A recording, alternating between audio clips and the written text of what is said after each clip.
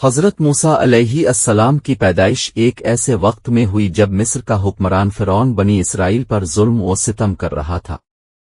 اس نے خواب دیکھا تھا کہ بنی اسرائیل میں سے ایک لڑکا اس کی حکومت کے لیے خطرہ بنے گا، اس لیے اس نے حکم دیا کہ بنی اسرائیل کے تمام نوزائیدہ لڑکوں کو قتل کر دیا جائے۔ حضرت موسیٰ علیہ السلام کی والدہ کو اللہ کی طرف سے الہام ہوا کہ وہ اپنے بچے کو ایک صندوق میں رکھ کر دریائے نیل میں بہا دیں۔ اللہ نے اس صندوق کو فرعون کے محل کے قریب پہنچا دیا، جہاں فرعون کی بیوی آسیہ نے حضرت موسیٰ کو اٹھا لیا اور انہیں اپنا بیٹا بنا لیا۔ حضرت موسیٰ علیہ السلام فرعون کے محل میں ہی پروان چڑھے۔ جب وہ جوان ہوئے تو انہیں اپنی قوم کی مظلومیت کا احساس ہوا۔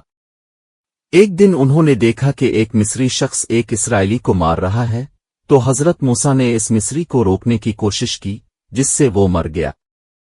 اس واقعے کے بعد حضرت موسیٰ کو مصر چھوڑ کر مدین ہجرت کرنا پڑی۔ مدین پہنچ کر حضرت موسیٰ علیہ السلام نے حضرت شعیب علیہ السلام کی بیٹیوں کی مدد کی جو کنویں سے پانی بھر رہی تھی۔ حضرت شعیب علیہ السلام نے ان کی مدد کی وجہ سے انہیں اپنے گھر بلایا اور ان کی سچائی اور امانت داری کو دیکھ کر اپنی ایک بیٹی کا نکاح ان سے کر دیا۔ حضرت موسیٰ نے کئی سال وہاں گزارے اور حضرت شعیب کے ساتھ کام کیا۔ کچھ عرصہ بعد حضرت موسیٰ علیہ السلام اپنی بیوی کے ساتھ مصر واپس جانے کے لیے روانہ ہوئے۔ راستے میں کو طور پر اللہ نے انہیں نبوت عطا فرمائی۔ اللہ نے حضرت موسیٰ کو دو بڑے معجزات عطا کیے، عصا کا سانپ بن جانا اور ہاتھ کا چمکنا۔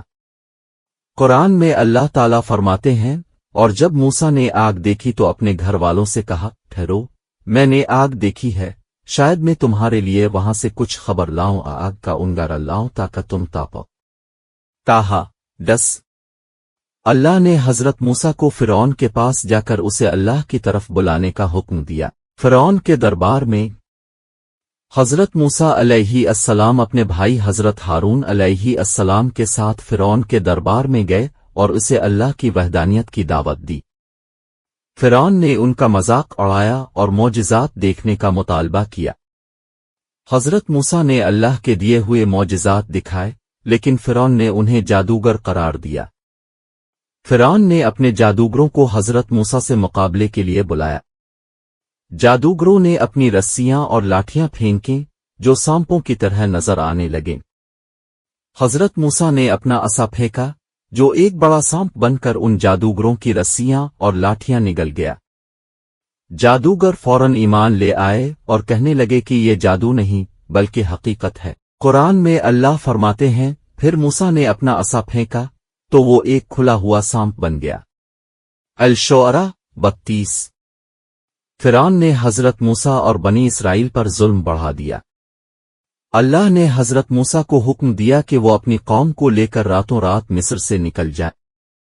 اللہ نے دریا کو دو حصوں میں تقسیم کر دیا تاکہ بنی اسرائیل گزر سکیں، اور جب فرعون نے ان کا پیچھا کیا تو دریا دوبارہ مل گیا اور فرعون اپنے لشکر سمیت غرق ہو گیا۔ قرآن میں اللہ تعالیٰ فرماتے ہیں، اور ہم نے موسیٰ اور اس کی قوم کو بچا لیا، پھر ہم نے دوسروں کو غرق کر دیا۔ الشعراء 65-66۔ بنی اسرائیل کی رہنمائی کرتے ہوئے حضرت موسیٰ علیہ السلام طور کے پہاڑ پر اللہ سے ملاقات کے لیے گئے، جہاں اللہ نے انہیں تورات عطا فرمائی۔ اس دوران بنی اسرائیل نے بچھڑے کی پوجا شروع کر دی، جو حضرت موسیٰ کی غیر موجودگی میں سامری نے بنایا تھا۔ حضرت موسیٰ واپس آ کر اپنی قوم پر ناراض ہوئے اور انہیں شرک سے توبہ کرنے کا حکم دیا۔ حضرت موسیٰ علیہ السلام کی کہانی ہمیں اللہ پر مکمل بھروسہ کرنے کی ترغیب دیتی ہے، خاص طور پر جب ہمیں مشکلات کا سامنا ہو۔ حضرت موسیٰ نے فرعون جیسے ظالم بادشاہ کے سامنے بھی حق کی دعوت دی۔ یہ ہمیں سکھاتا ہے کہ ہمیں ہر حال میں حق بات کہنی چاہیے۔ حضرت موسیٰ علیہ السلام نے فرعون کی مخالفت اور اپنی قوم کی نافرمانی کا صبر و تحمل کے ساتھ سامنا کیا۔ ہمیں بھی صبر اور حوصلے سے مشکل وقت کا سامنا کرنا چاہیے۔